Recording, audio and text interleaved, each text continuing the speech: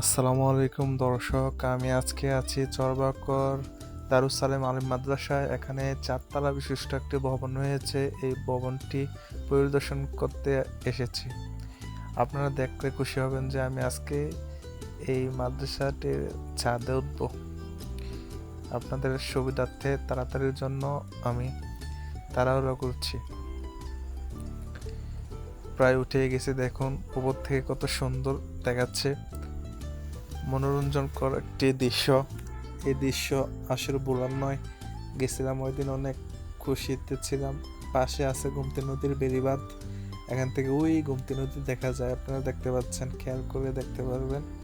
গোমতী নদী দেখা যায়, নিচে মাদ্রাসাটি রয়েছে, পাশে মসজিদ রয়েছে, আশেপাশে অনেক সুন্দর লাগছে।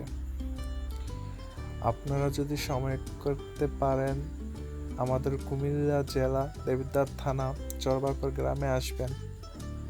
তো আমি নেমে যাচ্ছি আজকের জন্য।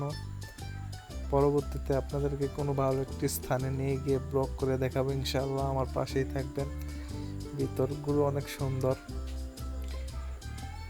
আপনারা এসে নিজের চোখে দেখলে অনেক ভালো লাগবে। আসবেন চরবাকর দারুস সালেম আলিম মাদ্রাসা।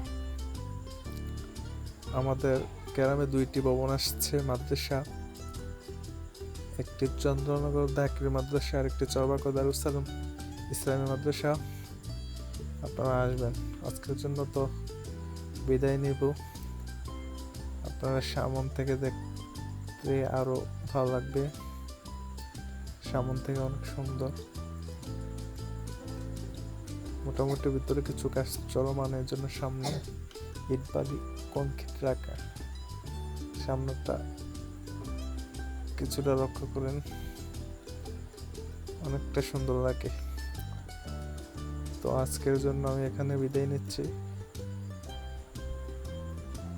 আপনারা আসবেন।